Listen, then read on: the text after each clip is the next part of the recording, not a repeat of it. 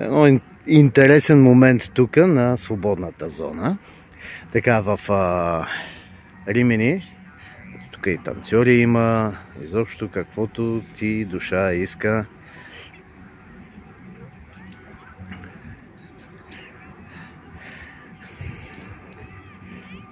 Браво, танцувайте. Един от интересните моменти тук е когато работи Виенското колело, как се вижда сянката. Което е доста, как да кажем, интересно е. Огромна безплатна зона.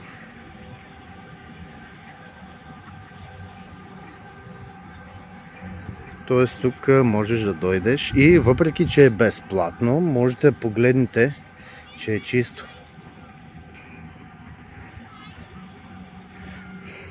И да, пак има някакви луди, които танцуват. Няма само да плажуват.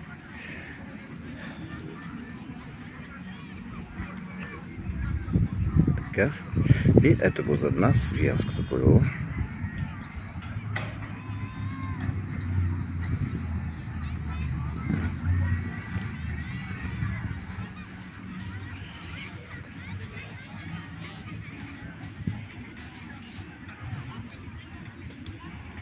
Наистина доста добре, има място за огромно количество хора.